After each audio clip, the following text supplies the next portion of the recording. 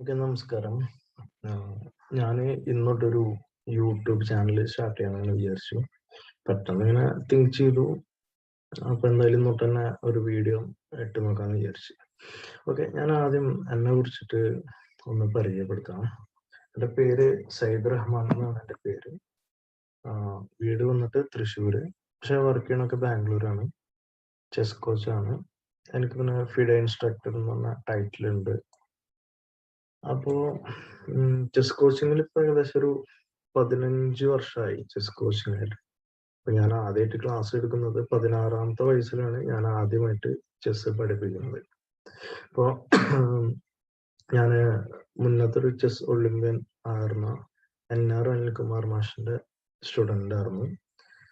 പിന്നെ അദ്ദേഹം ചെസ്സിൽ ഒരുപാട് എന്നെ ഹെൽപ്പ് ചെയ്തിട്ടുണ്ട്. പിന്നെ അതുപോലെ തന്നെ നല്ല കുറേ കോച്ചസിൻ്റെ ക്ലാസ്സസ് ഒക്കെ അറ്റൻഡ് ചെയ്യാൻ പറ്റിയിരുന്നു.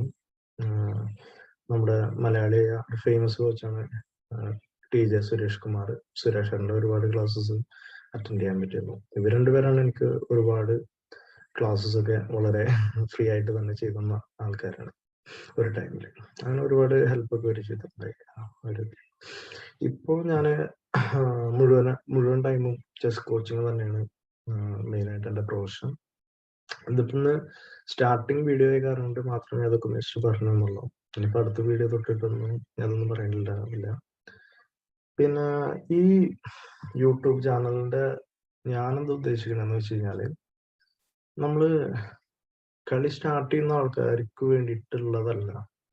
കുറച്ച് കളി ഒക്കെ തുടങ്ങി അത്യാവശ്യം ബേസിക് ആയിട്ടുള്ള ടാക്ടിക്സ് കാര്യങ്ങളൊക്കെ അറിയാം, അത്യാവശ്യം മൂവ്സൊക്കെ ബോർഡിൽ കാണാൻ പറ്റുന്ന ആൾക്കാർ, കുറച്ച് സീരിയസ് ആയിട്ട് കളിക്കുന്ന ആൾക്കാർ, ഇന്റർമീഡിയറ്റ് അല്ലെങ്കിൽ above intermediate level advance players, അവരൊക്കെ ഉദ്ദേശിച്ചിട്ടുള്ള ഒരു ചാനലാണ്. അപ്പോൾ അതുപോലത്തെ ടോപ്പിക്സ് ആയിരിക്കും ഇവിടെ കൂടുതലായിട്ടും ഡിസ്കസ് ചെയ്യുന്നുണ്ടാവുക. പിന്നെ അതുപോലെ തന്നെ ഇന്ന് ഞാനെന്താ ഉദ്ദേശിക്കുന്നതെന്ന് വെച്ച് കഴിഞ്ഞാൽ, ഒരു ചെസ് ഗെയിമിൽ ഒരു ഗ്രാൻഡ് മാസ്റ്റർ അല്ലെങ്കിൽ ഒരു ഇന്റർനാഷണൽ ഗ്രാൻഡ് മാസ്റ്റർ അല്ലെങ്കിൽ വളരെ അഡ്വാൻസ്ഡ് ആയിട്ടുള്ള ഒരു പ്ലെയർ എങ്ങനെയും തിങ്ക് ചെയ്യാന്നുള്ളതാണ്. എന്ന് വെച്ചാൽ പൊസിഷൻസ് തന്നെ 2 തരത്തിൽ പൊസിഷൻസ് വരാറുണ്ട്. ടാക്ടിക്കൽ പൊസിഷൻസ് ഉണ്ട്, സ്ട്രാറ്റജിക്കൽ പൊസിഷൻസ് ഉണ്ട്. ഈ ടാക്ടിക്കൽ പൊസിഷൻ എന്ന് പറഞ്ഞു കഴിഞ്ഞാൽ ഇപ്പൊ നമുക്കറിയാം, നമുക്ക് സാധാരണ പസിൽസ് ഒക്കെ കിട്ടുന്ന ബുക്സിലൊക്കെ ഉണ്ടാവും 2 move checkmate, find the best move four white എന്നൊക്കെ പറഞ്ഞിട്ട് ടാക്ടിക്കലായിട്ടുള്ള ഒരുപാട് പസിൽസ് നമുക്കറിയാം, നമ്മൾ ഒരുപാട് ചെയ്യാറൊക്കെ ഉണ്ട്. സ്ട്രാറ്റജിക്കൽ എന്ന് പറഞ്ഞു കഴിഞ്ഞാൽ ഒരു സ്റ്റെപ്പ് ബൈ സ്റ്റെപ്പ് ആയിട്ട് ഗെയിമിൽ ഇമ്പ്രൂവ് ചെയ്തുകൊണ്ടുവന്ന ഒരു സംഭവമാണ്. ഈ സ്റ്റെപ്പ് ബൈ സ്റ്റെപ്പ് ആയിട്ട് നമ്മൾ ഇമ്പ്രൂവ് ചെയ്ത് ഒരു വിന്നിങ് അഡ്വാൻറ്റേജിലേക്ക് നമ്മുടെ ഗെയിമിനെ കൺവേർട്ട് ചെയ്യണം. അപ്പൊ അങ്ങനെ കൺവേർട്ട് ചെയ്യണതിന്റെ ഇടയിൽ നമുക്ക് ഒരു പക്ഷേ നല്ല ടാക്ടിക്കൽ മൂവ്സ് ഒക്കെ കിട്ടിക്കഴിഞ്ഞാൽ അങ്ങനെ കളി ജയിക്കാനൊക്കെ പറ്റും. ഞാൻ ഒരു സാമ്പിൾ ഗെയിം കാണിക്കാം. ഇതിൽ ഞാനിവിടെ ചെസ് ബേസ് ആണ് യൂസ് ചെയ്യുന്നത് ഗെയിംസ് കാണിക്കാൻ വേണ്ടിയിട്ട്. അപ്പോൾ ഈ നേരെ ഗെയിമിലോട്ട് കിടക്കുകയാണ്. ബാക്കിയൊക്കെ നമുക്ക് ഗെയിമിന്റെ ഇടയിൽ ഡിസ്കസ് ചെയ്യാം. പിന്നെ ഞാൻ ആദ്യം ഒരു കാര്യം പറയാനുള്ളത്, ഞാൻ സാധാരണ കുട്ടികളോടൊക്കെ ചോദിക്കുന്ന ഒരു ചോദ്യമാണ്, നിങ്ങൾ ചെസ് കളിക്കുമ്പോൾ നിങ്ങളുടെ മെയിൻ പ്ലാൻ എന്താണെന്നുള്ളത് ചോദിക്കും. അപ്പോൾ അവര് മിക്കപ്പോഴും ഒരുവിധം എല്ലാവരും എന്ന് പറയാം, അവര് പറയും ചെക്ക്മേറ്റ് ആക്കലാണ് പ്ലാൻ എന്ന് പറയും. അപ്പോൾ അതൊരു കറക്റ്റ് ആയിട്ടുള്ള ആൻസർ അല്ല. ഒരു കണക്കിന് കറക്റ്റാണ്, ചെക്ക്മേറ്റ് ആക്കിയാലാണ് കളി ജയിക്കുക എന്നുള്ളതാണ്. പക്ഷെ നമുക്ക് എപ്പോഴും നേരെ പോയി ചെക്ക്മേറ്റ് ആക്കാനൊന്നും പറ്റില്ല. അപ്പോൾ നമ്മുടെ ലെവല് കളിക്കുന്ന ആള് അല്ലെങ്കിൽ നമ്മളെക്കാളും ബെറ്റർ ആയിട്ട് കളിക്കുന്ന ഒരാളാണെങ്കിൽ നമുക്ക് എന്തായാലും അയാളുടെ കിങ്ങിനെ പോയി അവിടെ 3-4 സാക്രിഫൈസ് ചെയ്ത് കിങ്ങിനെ എക്സ്പോസ് ചെയ്ത് അവിടെ പോയി മെയ്റ്റ് കൊടുക്കാനൊന്നും അത്ര എളുപ്പമൊന്നുമല്ല. അങ്ങനത്തെ ഒരു ചാൻസ് കിട്ടണമെങ്കിൽ എന്ത് വേണം, നന്നായിട്ട് അറ്റാക്ക് ചെയ്യാനുള്ള പോസിബിലിറ്റീസ് ഉണ്ടാവണം. അപ്പൊ അറ്റാക്കാണ് നമ്മുടെ ഒരു മെയിൻ ആയിട്ടുള്ള പ്ലാൻ. പക്ഷെ ഈ അറ്റാക്ക് നന്നാവണമെങ്കിൽ എന്ത് വേണം, അല്ലെങ്കിൽ അറ്റാക്ക് കിട്ടണമെങ്കിൽ എന്ത് വേണം, നമുക്ക് ആക്ടിവിറ്റി ഉണ്ടാവണം. നമ്മുടെ പീസസിന് നല്ല ആക്ടിവിറ്റി ഉണ്ടാവണം. ആക്ടിവിറ്റി എന്ന് പറഞ്ഞു കഴിഞ്ഞാല് എന്താ പറയാ, അപ്പൊ നമ്മള് ഓപ്പണിംഗ് പ്രിൻസിപ്പിൾസ് ഒക്കെ പഠിക്കുമ്പോൾ അറിയാം, ബിഷപ്പിനെ ഓപ്പൺ ആയി കിടക്കുന്ന ഡയഗണല് ഡെവലപ്പ് ചെയ്യുക. ഇത് ഓപ്പൺ ആയുള്ള സ്ഥലത്ത് ഡെവലപ്പ് ചെയ്ത് കഴിഞ്ഞാൽ ബിഷപ്പിന് നല്ലൊരു ലോങ് ഡയഗണൽ കിട്ടും, ആക്ടിവിറ്റി കിട്ടും. പിന്നെ നൈറ്റിനെ ടുവേഴ്സ് ദ സെന്റർ ഡെവലപ്പ് ചെയ്യാന്നൊക്കെ നമ്മളിങ്ങനെ പഠിച്ചിട്ടുണ്ട്. അതൊക്കെ ഈ ആക്ടിവിറ്റി ഇംപ്രൂവ് ചെയ്യാൻ വേണ്ടിയുള്ള ടിപ്സ് ആണ്. പിന്നെ നമുക്കറിയാം ഒരുപാട് ഓപ്പണിങ്സ് ഇന്ന് ഡിസൈൻ ചെയ്ത് വന്നിട്ടുണ്ട്. ഈ ഓപ്പണിങ്സ് ഒക്കെ ഡിസൈൻ ചെയ്ത് വന്നെങ്കിൽ കൂടി അതിന്റെ ഫണ്ടമെന്റൽ ആയിട്ടുള്ള പ്രിൻസിപ്പിൾസ് എന്ന് പറയുന്നത് centre control, quick development of minor pieces ആയുള്ള ബിഷപ്പിനെ നൈറ്റിനെ പെട്ടെന്ന് പുറത്തേക്ക് എടുക്കുക, കാസ്ലിംഗ് ചെയ്യുക, അതിനുശേഷം ക്വീനെ മൂവ് ചെയ്തിട്ട് രണ്ട് റൂക്കിനെ തമ്മിൽ കണക്ട് ചെയ്യുക. അതോട് കൂടിയിട്ടാണ് ഒരു ഓപ്പണിംഗ് ടാസ്ക് കംപ്ലീറ്റ് ആയെന്ന് നമുക്ക് പറയാൻ പറ്റുള്ളൂ. അപ്പൊ അങ്ങനെ നല്ല രീതിയിൽ ഡെവലപ്പ് ചെയ്താൽ എന്താ നമുക്ക് അഡ്വാൻറ്റേജ് കിട്ടുക, നമുക്ക് നല്ല ആക്ടിവിറ്റി ഉണ്ടാവും, കുറച്ച് നല്ല പൊസിഷൻ കിട്ടും.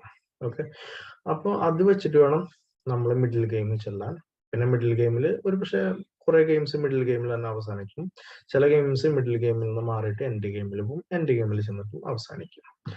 അപ്പൊ എന്തായാലും നമുക്ക് ഗെയിമിലോട്ട് നടക്കാന്ന് പറഞ്ഞുപോയി, കടക്കാം. ഇവിടെ വൈറ്റ് ഫസ്റ്റ് മൂവ് E4 ആണ് കളിച്ചത്.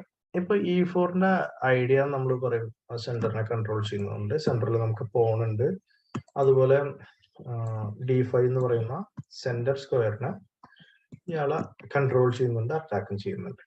ഓക്കെ, പക്ഷെ അതോടൊപ്പം ഏറ്റവും വലിയൊരു കാര്യം എന്താണെന്ന് വെച്ച് കഴിഞ്ഞാല് F1 ഇരിക്കുന്ന ബിഷപ്പ്, ഈ F1 ഇരിക്കുന്ന ബിഷപ്പിനെ ഓപ്പൺ ആക്കിയിട്ടുണ്ട്. അപ്പൊ ഇവിടെ ഒരു പ്രിപ്പറേഷൻ നടന്നു, എന്തിനാ, ഡെവലപ്മെന്റിന് വേണ്ടിയിട്ടുള്ള ഒരു പ്രിപ്പറേഷൻ നടന്നിട്ടുണ്ട്. നിങ്ങളൊരു കാര്യം ശ്രദ്ധിക്കുക, ചെസ് കളിക്കുമ്പോൾ ശ്രദ്ധിക്കേണ്ട മെയിൻ കാര്യം, ഈച്ച് ആൻഡ് എവറി മൂവ് നിങ്ങളുടെ ആക്ടിവിറ്റി ഇംപ്രൂവ് ചെയ്യാൻ പറ്റുന്നുണ്ടോ എന്ന് നോക്കുക. ഇപ്പൊ നിങ്ങൾക്ക് എന്തെങ്കിലും ഡൗട്ട് വരണം, എന്താ ചെയ്യേണ്ടത് വെക്കുമ്പോൾ നമുക്കൊരു പീസിനെ ഡെവലപ്പ് ചെയ്ത് ഏത് പീസിനെ ഡെവലപ്പ് ചെയ്താലാണ് ആക്ടിവിറ്റി കൂടുതൽ കിട്ടുക, അല്ലെങ്കിൽ ആക്ടിവിറ്റി കൂടാൻ വേണ്ടിയിട്ട് ഏത് പോണിനെ നീക്കണം, ഇങ്ങനത്തെ കാര്യങ്ങളൊക്കെ ഒന്ന് ഫോക്കസ് ചെയ്ത് കഴിഞ്ഞാൽ നിങ്ങൾക്ക് ഒട്ടുമിക്ക ഓപ്പണിങ്ങിൽ വരുന്ന ഇഷ്യൂസ് ഒക്കെ നമുക്ക് സോൾവ് ചെയ്യാൻ പറ്റും. പിന്നെ മിഡിൽ ഗെയിം ആയാലും പോലും ഇത് തന്നെയാണ്, നമ്മൾ മാക്സിമം ആക്ടിവിറ്റി എങ്ങനെ ഇമ്പ്രൂവ് ചെയ്യാന്നുള്ള കേസാണ് ഫോക്കസ് ചെയ്യേണ്ടത്, എന്നാലേ നല്ല അറ്റാക്ക് കിട്ടുള്ളൂ. അപ്പൊ ആക്ടിവിറ്റിക്ക് വേണ്ടിയിട്ടാണ് നമ്മൾ കളിക്കുക. E4 കളിച്ചു, E4നെ അഗെയിൻസ്റ്റ് ബ്ലാക്ക് കളിച്ചത് C5 എന്ന് പറഞ്ഞ മൂവാണ്. ഈ C5 സെൻട്രലിൽ ഇരിക്കുന്ന D4 സ്ക്വയറിനെ കൺട്രോൾ ചെയ്യുന്നുണ്ട്. പിന്നെ ഇതിന്ന് ഏറ്റവും ഫേമസ് ആയിട്ടുള്ള വളരെ പോപ്പുലർ ആയിട്ടുള്ള ഒരു ഡിഫൻസ് ആണ് ബ്ലാക്കിന്റെ C5 എന്ന് പറഞ്ഞ സിസിലിയൻ ഡിഫൻസ്. ഈ E4 ഓപ്പണിങ്സിനെതിരെ ഏറ്റവും കൂടുതൽ കളിച്ചുകൊണ്ട് വരുന്ന ഒരു ഡിഫൻസ് ആണ് സിസിലിയൻ ഡിഫൻസ്. ഈ സിസിലിയൻ ഡിഫൻസ് ഈ C5 ചുമ്മാ കളിക്കുന്നതല്ല, അതിനുശേഷം ബ്ലാക്കിന് ഒരുപാട് സെറ്റപ്സ് ഉണ്ട്. ഇപ്പൊ അടുത്തേല് നൈറ്റ് C6 വരുന്ന വേരിയേഷൻസ് ഉണ്ട്, പോൺ D6 നൈറ്റ് F6 വരുന്ന വേരിയേഷൻസ് ഉണ്ട്, പോൺ A6 ഇട്ടിട്ട് നൈറ്റ് ഓഫ് എന്ന് പറഞ്ഞ വേരിയേഷൻ ഉണ്ട്, പോൺ പുഷ് ചെയ്ത് ബിഷപ്പ് G7 വന്നിട്ട് ഡ്രാഗൺ വേരിയേഷൻസ് ഉണ്ട്, പെട്ടെന്ന് തന്നെ ബിഷപ്പിനെ G7 കൊണ്ടുവയ്ക്കുന്ന ഹൈപ്പർ ആക്സിലറേറ്റഡ് ഡ്രാഗൺ എന്ന് പറഞ്ഞ വേരിയേഷൻ വേറെ ഉണ്ട്. പിന്നെ അതുപോലെ ഒരുപാട് ഷെഷ്നിക്കോവ് അങ്ങനെയൊക്കെ പറഞ്ഞ ഒരുപാട് വേരിയേഷൻസ് ഉണ്ട് ഇതിൽ. അതുപോലെ തന്നെ വൈറ്റിനും ഒരുപാട് ഓപ്ഷൻസ് ഉണ്ട്. വൈറ്റിന് ഇപ്പോ ഓപ്പൺ സിസിലിയൻ എന്ന് പറഞ്ഞ സെറ്റപ്പ് നൈറ്റ് ഓഫ് 3 D4 കളിച്ച് ഓപ്പൺ സിസിലിയൻ കളിക്കാൻ പറ്റും. ക്ലോസ്ഡ് സിസിലിയൻ കളിക്കുന്ന ആൾക്കാരുണ്ട്. ക്ലോസ്ഡ് സിസിലിയൻ ആയിട്ടുള്ള NC3 F4 setup, NC3 D3 setup, G3 push ചെയ്തുകൊണ്ട് NC3 G3 പുഷ് ചെയ്തുള്ള സെറ്റപ്പ്, അങ്ങനെ ഒരുപാടുണ്ട്. ഓപ്പൺ സിസിലിയൻ, ക്ലോസ്ഡ് സിസിലിയൻ ഉണ്ട്. പിന്നെ കിങ്സ് ഇന്ത്യൻ അറ്റാക്ക് എന്ന് പറഞ്ഞിട്ട് അടുത്ത് നീക്കാൻ D3 night D2 G3 bishop G2 കളിക്കുന്ന സെറ്റപ്പുകളൊക്കെ ഉണ്ട്. ഓപ്പണിങ്സ് ഒക്കെ നമുക്ക് വഴിയെ പിന്നെ പരിചയപ്പെടാം. നമുക്ക് ഇവിടെ ഇപ്പം ഈ ഗെയിം ഒന്ന് നോക്കാം. അടുത്ത നീക്കത്തില് ഇയാള് ഒരു ചെറിയൊരു സംശയമുണ്ട് ഇയാൾക്ക്. ഇയാൾക്ക് സംശയം എത്ര ഉള്ളൂ, ബിഷപ്പിനെ പുറത്തേക്ക് എടുക്കണോ നൈറ്റിനെ പുറത്തേക്ക് എടുക്കണോ, ഇതാണ് അയാളുടെ സംശയം. ഇങ്ങനത്തെ ഒരു സംശയം വരുമ്പോൾ നമുക്ക് രണ്ടും ഒരു ഈക്വലി ഗുഡ് ആണെന്ന് നമുക്ക് തോന്നും. പക്ഷെ അങ്ങനത്തെ ഒരു സിറ്റുവേഷനിൽ നമുക്കൊരു ഡിസിഷൻ എടുക്കുന്ന ഒരു ടെക്നിക്ക് ഉണ്ട്. ഇവിടെ ആക്ടിവിറ്റി കുറഞ്ഞ പീസ് ആരാന്ന് കണ്ടുപിടിക്കുക. ഇപ്പൊ നിലവിലെ ആക്ടിവിറ്റി കുറഞ്ഞ പീസ്, ഇപ്പൊ ബിഷപ്പിന്റെ ആക്ടിവിറ്റി നമുക്കൊന്ന് കൗണ്ട് ചെയ്യാം. ബിഷപ്പിന് 1 2 3 4 5, അപ്പോ 5 സ്ക്വയേഴ്സ് ആണ് ഇയാള് ഇപ്പൊ അറ്റാക്ക് ചെയ്തുകൊണ്ട് അല്ലെ കൺട്രോൾ ചെയ്തിട്ടുണ്ട്. അപ്പൊ ഇയാളുടെ ആക്ടിവിറ്റി നമുക്ക് 5 എന്ന് പറയാം. ആ സ്ഥാനത്ത് നൈറ്റിന്റെ നോക്കുമ്പോൾ 1 2 3 സ്ക്വയേഴ്സ് ആണ് ഇയാള് ഇപ്പൊ കൺട്രോൾ ചെയ്യണത്. അപ്പൊ ഇതില് ആക്ടിവിറ്റി കുറഞ്ഞ പീസിനെ നമുക്ക് ലീസ്റ്റ് ആക്റ്റീവ് പീസ് എന്ന് പറയാം. ഇംഗ്ലീഷിൽ അത് ലീസ്റ്റ് ആക്റ്റീവ് പീസ് എന്ന് നമ്മൾ പറയാം. അപ്പൊ ഈ ലീസ്റ്റ് ആക്റ്റീവ് ആയിട്ടുള്ള പീസിനെ ആദ്യം ഡെവലപ്പ് ചെയ്യുന്നതായിരിക്കും നമുക്ക് നല്ലത്. അപ്പൊ ആദ്യം ഡെവലപ്പ് ചെയ്ത് കഴിഞ്ഞാൽ നമുക്കിപ്പോ നിലവിൽ ബിഷപ്പിന്റെ ആക്ടിവിറ്റി ഉണ്ട്, അതോടൊപ്പം നമ്മൾ നൈറ്റിന്റെ ആക്ടിവിറ്റി കൂടി നമുക്ക് കൂടുതലായിട്ട് കിട്ടും. അപ്പൊ നൈറ്റ് F3 ആൾ കളിച്ചു. നൈറ്റ് F3 കളിച്ചപ്പോ പോൺ D6 കളിച്ചു. പോൺ D6 കളിച്ചപ്പോ ഓപ്പൺ സിസിലിയൻ ആണ് അയാൾ കളിച്ചത് D4 സ്ട്രൈറ്റ് സെന്ററിനെ അറ്റാക്ക് ചെയ്തുകൊണ്ട് ഓപ്പൺ സിസിലിയൻ കളിച്ചേക്കാണ്. ആ D4 കളിച്ചോടുകൂടി അയാളിപ്പോ 2 ബിഷപ്പ് ഓപ്പൺ ആയിട്ടുണ്ട്, വൈറ്റിന്റെ ബിഷപ്പ് ഓപ്പൺ ആയിട്ടുണ്ട്. അപ്പോൾ D4 കളിച്ചപ്പോഴും സെന്ററിലേക്ക് പോണിനെ കൊണ്ടുവന്നു, സെന്ററിനെ അറ്റാക്ക് ചെയ്തു, അതോടൊപ്പം അയാളുടെ ആക്ടിവിറ്റി ആ ബിഷപ്പിന്റെ ഡയഗണൽ ഓപ്പൺ ആക്കി. അയാള് C-takes D4 കളിച്ചു. ഇവിടെ നമുക്കറിയാം ക്വീൻ ഉപയോഗിച്ചിട്ട് വെട്ടാൻ പോയി കഴിഞ്ഞാല് പിന്നെ അതൊരു വേരിയേഷൻ ഉണ്ട്. നൈറ്റ് C6 വന്ന് ഇതിനെ അറ്റാക്ക് ചെയ്യും. ഒന്നെങ്കിൽ ക്വീൻ മാറ്റണം, അല്ലെങ്കിൽ ബിഷപ്പ് ഉപയോഗിച്ച് പിൻ ചെയ്തിട്ട് അങ്ങനെ പോകുന്ന ഒരു ലൈൻ ഉണ്ട്. പക്ഷെ അതൊന്നല്ല, ഇവിടെ ആള് മെയിൻ ലൈൻ ആയിട്ടുള്ള സിസിലിയൻ തന്നെ കളിച്ചത്. നൈറ്റ് വെച്ചിട്ട് വെട്ടി ND4 വെട്ടി. ND4 വെട്ടി കഴിഞ്ഞപ്പോ അയാള് നൈറ്റ് F6 മൂവ് ചെയ്തു. നൈറ്റ് F6ന്റെ ഐഡിയ E4 ഇരിക്കുന്ന പോണിനെ അറ്റാക്ക് ചെയ്യാന്നുള്ളതാണ് ഇയാളുടെ ഐഡിയ. ഇപ്പോ ഇവിടെ നമുക്ക് 3-4 സംശയങ്ങളുണ്ട്. എന്തായാലും E4നെ നമുക്ക് പ്രൊട്ടക്ട് ചെയ്യണം. E4നെ പ്രൊട്ടക്ട് ചെയ്യാൻ വേണ്ടിയിട്ട് ഇപ്പൊ നിലവിൽ നമുക്ക് മൂവ്സ് പറയാം. നൈറ്റ് C3 ഉണ്ട്, ബിഷപ്പ് D3 ഉണ്ട്, F3 ഉണ്ട്, പിന്നെ ക്വീൻ ഉപയോഗിച്ചിട്ട് E2 D3 ഒക്കെ വെക്കാൻ പറ്റും. അപ്പൊ ഈ ക്വീനെ അനാവശ്യമായിട്ട് ഓപ്പണിംഗ് സ്റ്റേജിൽ മൂവ് ചെയ്യുന്നത് അത്ര നല്ല കാര്യമല്ല. അപ്പൊ ആ ഒരു കാരണത്താൽ നമുക്കിപ്പോ ക്വീൻ ഉപയോഗിച്ച് കളിക്കണ്ട. അപ്പോ F3 എന്ന് പറഞ്ഞ മൂവ് ഉണ്ട്. ഈ F3 ചില ടൈമിൽ നമുക്ക് F3 കളിക്കാൻ പറ്റും, പക്ഷെ ഇങ്ങനത്തെ ഒരു പൊസിഷനിൽ F3യേക്കാളും നല്ലത് ഒരു പീസിനെ ഡെവലപ്പ് ചെയ്യലായിരിക്കും. കാരണം F3 ചില ടൈമിൽ നമുക്ക് ക്വീൻ ചെക്ക് ഒക്കെ വരുന്നതും പിന്നെ നൈറ്റ് ഉപയോഗിച്ചിട്ട് E4 വെട്ടി ചില ടാക്ടിക്സ് ഒക്കെ വരാറുണ്ട്. പക്ഷെ ഇങ്ങനത്തെ പൊസിഷനിൽ വരാൻ ചാൻസ് കുറവാണ്. പക്ഷെ എന്നാലും കൂടി F3 ഇവിടെ നമുക്ക് സജസ്റ്റ് ചെയ്യാൻ പറ്റില്ല. കാരണം ഫ്യൂച്ചറിൽ ഇതുപോലെ E5 വന്ന് നൈറ്റ് മാറി കഴിഞ്ഞാൽ ഈ നൈറ്റ് E4 എന്നുള്ള സാക്രിഫൈസ് എന്നുള്ള പോസിബിലിറ്റീസ് ഉണ്ട്. അതിനുശേഷം ക്വീൻ വരും, ചെക്ക് വെച്ചതിന് ശേഷം E4നെ വെട്ടും. ഒരുപാട് പ്രശ്നങ്ങളൊക്കെ ഉണ്ടാക്കും. ഈ ഡയഗണൽ കൂടെ കുറെ ഇഷ്യൂസ് ഉണ്ടാക്കാൻ ചാൻസ് ഉണ്ട്. അപ്പോൾ അതൊക്കെ അവിടെ നിൽക്കട്ടെ. നമുക്കിപ്പോ മെയിൻ കാര്യം എന്ന് പറഞ്ഞു കഴിഞ്ഞാല് പീസിനെ ഡെവലപ്പ് ചെയ്തിട്ട് ഈ E4 ഇരിക്കുന്ന പോണിനെ പ്രൊട്ടക്ട് ചെയ്യണം. അപ്പൊ ഇവിടെ നൈറ്റ് C3 ഉണ്ട്, ബിഷപ്പ് D3 ഉണ്ട്. ഇവിടെ ഇയാൾ എന്ത് ചെയ്തു, ആ ഒരു കൺഫ്യൂഷൻ വന്നപ്പോ ബിഷപ്പിന് ഇപ്പോഴും 5 സ്ക്വയേഴ്സ് ആക്ടിവിറ്റി ഉണ്ട്, ഈ നൈറ്റിന് 3 സ്ക്വയേഴ്സ് ഇല്ല. ഇയാൾ ഒരു ലീസ്റ്റ് ആക്റ്റീവ് ആയിട്ടുള്ള പീസാണ്. ലീസ്റ്റ് ആക്റ്റീവ് ആയിട്ടുള്ള പീസിനെ ഡെവലപ്പ് ചെയ്യണം. ഇപ്പോഴൊരു സംശയം ഉണ്ട്, നൈറ്റിനെ D2 ഡെവലപ്പ് ചെയ്യണോ നൈറ്റിനെ C3 ഡെവലപ്പ് ചെയ്യണോ എന്നുള്ളത്. അപ്പൊ എങ്ങോട്ട് ഡെവലപ്പ് ചെയ്യണം എന്നുള്ള ഒരു സംശയം നിൽക്കുമ്പോൾ നമ്മൾ എന്ത് വേണം പറയാം. ഏറ്റവും നല്ലൊരു സജഷൻ ഇതാണ്, കൂടുതൽ ഓപ്പോണന്റിന്റെ നേർക്ക് നിൽക്കാൻ പറ്റിയ മൂവ് ആയിരിക്കും കുറച്ചുകൂടി നല്ലത്. എന്നിരുന്നാൽ കൂടി നമ്മളിപ്പം കാൽക്കുലേറ്റ് ചെയ്യണം കേട്ടോ. ഞാൻ ഇങ്ങനെ പറഞ്ഞു, ഓപ്പോണന്റിന്റെ നേരെ മാക്സിമം വരാൻ പറ്റിയ മാക്സിമം ആക്ടിവിറ്റി കിട്ടുന്ന രീതിയിൽ ഒരു നീക്കത്തിന് പോയി ഇനിയിപ്പോ ബ്ലണ്ടർ അടിച്ചിട്ട് എന്നെ കുറ്റം പറഞ്ഞിട്ട് കാര്യമില്ല, നിങ്ങൾ തിങ്ക് ചെയ്യണം. അപ്പോ ഒരു സജഷൻ ഇതാണ്. ഇപ്പൊ എക്സാമ്പിൾ നൈറ്റ് C3യും നൈറ്റ് D2യും സേഫ് ആയിട്ടുള്ള മൂവ്സ് ആണ്. അതിലാണ് കൺഫ്യൂഷൻ. നിങ്ങൾക്കുള്ള നല്ല സജഷൻ എന്താണെന്ന് വെച്ച് കഴിഞ്ഞാൽ മാക്സിമം മുന്നോട്ട് പോകാൻ പറ്റുന്ന നീക്കം ചൂസ് ചെയ്യാന്നുള്ളതാണ്. ഇപ്പൊ നൈറ്റ് C3 കളിച്ചു, മാക്സിമം ആക്ടിവിറ്റി കിട്ടുന്ന നൈറ്റ് C3 ആണ് കളിച്ചു. നൈറ്റ് C3 കളിച്ചപ്പോൾ ഇയാള് A6 ആണ് കളിച്ചത്. A6 ഒരു കീ മൂവ് ആണ്, മോസ്റ്റ് ഓഫ് ദ സിസിലിയൻ ഡിഫൻസിൽ വരും. എന്റെ ഐഡിയ എന്താണെന്ന് വെച്ച് കഴിഞ്ഞാൽ ചില ടൈമിൽ E5 വരുന്ന വേരിയേഷനിൽ നൈറ്റിന് B5 പോകുന്നത് പ്രിവെന്റ് ചെയ്യാനാണ്. ചിലപ്പോൾ ക്വീൻ C7 ഇരിക്കുന്നുണ്ടെങ്കിൽ സഡൻ ഒരു കൗണ്ടർ അറ്റാക്ക് ഒക്കെ വരാം. അപ്പൊ അതൊക്കെ ഒഴിവാക്കാനൊക്കെ കൂടിയിട്ടാണ്. പിന്നെ അതുപോലെ നൈറ്റ് B5 വന്നിട്ട് D6 അറ്റാക്ക് വരാം. അപ്പൊ അതിനൊക്കെ പ്രിവെന്റ് ചെയ്തുകൊണ്ട് ഒരു ഓപ്പണിംഗിൽ സാധാരണ കണ്ടുവരുന്ന ഒരു നീക്കാണ് പോൺ ടു A6. ഇവിടെ ഇനി വൈറ്റ് ഡിസൈഡ് ചെയ്തു ഈ ബിഷപ്പിനെ ഡെവലപ്പ് ചെയ്യാന്നുള്ള ഒരു പ്ലാൻ ഇയാള് ചെയ്തു. ഇപ്പൊ ബിഷപ്പിനെ ഡെവലപ്പ് ചെയ്യാൻ വേണ്ടിയിട്ട് D2 ഉണ്ട്, E3 ഉണ്ട്, F4 ഉണ്ട്, G5 ഉണ്ട്. ഇവിടെ എങ്ങോട്ട് ഡെവലപ്പ് ചെയ്യണം എന്നുള്ള സംശയത്തിൽ നിൽക്കാം.